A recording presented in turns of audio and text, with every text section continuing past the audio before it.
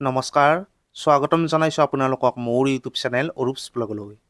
এই মুহূৰ্তত আপোনালোকৰ কাৰণে লৈ আহিছোঁ এটা অতি গুৰুত্বপূৰ্ণ খবৰ আৰু এই গুৰুত্বপূৰ্ণ খবৰটো হৈছে FLS অৰ্থাৎ ফাউণ্ডেশ্যনেল লাৰ্ণিং ষ্টাডি 2026 ৰিচিডিউল কৰা হৈছে। পুনৰবাৰ আপোনালোকক জনাইছোঁ FLS অৰ্থাৎ ফাউণ্ডেশ্যনেল লাৰ্ণিং ষ্টাডি 2026 ৰিচিডিউল কৰা হৈছে। পূৰ্বে 26 ফেব্ৰুৱাৰীত অসমৰ কিছু নিৰ্ধাৰিত বিদ্যালয়ত FLS অনুষ্ঠিত হোৱাৰ কথা আছিল, কিন্তু যোৱা 19 ফেব্ৰুৱাৰী 2026 তাৰিখে SCERT অসমৰ ফালৰ পৰা এখন অতি গুৰুত্বপূৰ্ণ নিৰ্দেশনা পত্ৰ অসমৰ প্ৰতিখন ডায়েট আৰু সকলো ডিষ্ট্ৰিক্ট মিছন কোঅৰ্ডিনেটৰসকললৈ প্ৰেৰণ কৰা হৈছে আৰু এই নিৰ্দেশনা পত্ৰখনত FLSৰ ৰিচিডিউলৰ কথা উল্লেখ কৰা হৈছে। এই নিৰ্দেশনা পত্ৰ অনুসৰি 9 মাৰ্চৰ পৰা 13 মাৰ্চলৈকে ৰাজ্যৰ 458খন বিদ্যালয়ত তৃতীয় শ্ৰেণীৰ FLS অনুষ্ঠিত কৰা হ'ব। স্ক্ৰীনত মই আপোনালোকক এই নিৰ্দেশনা পত্ৰখন দেখুৱাই দিছোঁ।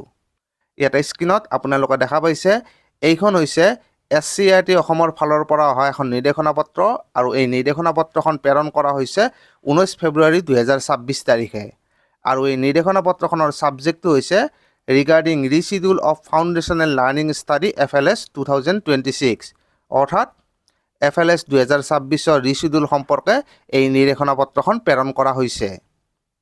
এই নিৰ্দেশনা পত্ৰখনত উল্লেখ কৰা হৈছে যে ৰাজ্যৰ 458খন বিদ্যালয়ত অহা মাৰ্চ মাহৰ 9 তাৰিখৰ পৰা 13 তাৰিখলৈ তৃতীয় শ্ৰেণীৰ FLS অনুষ্ঠিত কৰা হ'ব।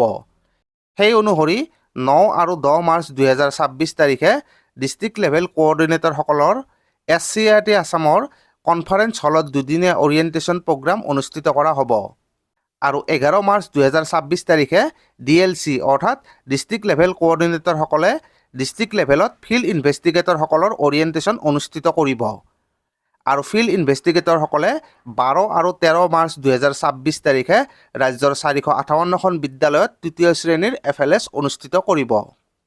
তো ছাৰ বাইদেউসকল, নিশ্চয়কৈ এয়া আপোনালোকৰ কাৰণে এটা অতি গুৰুত্বপূৰ্ণ খবৰ।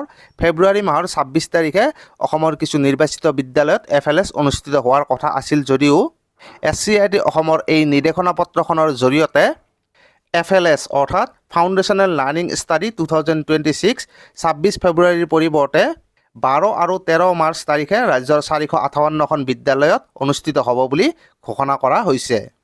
তো ছাৰ বাইদেউসকল, আজিৰ ভিডিঅ'টিত আপোনালোকৰ কাৰণে এই গুৰুত্বপূৰ্ণ খবৰটোৱে লৈ আহিলোঁ। তো আজিৰ ভিডিঅ'টিত এইখিনিয়ে।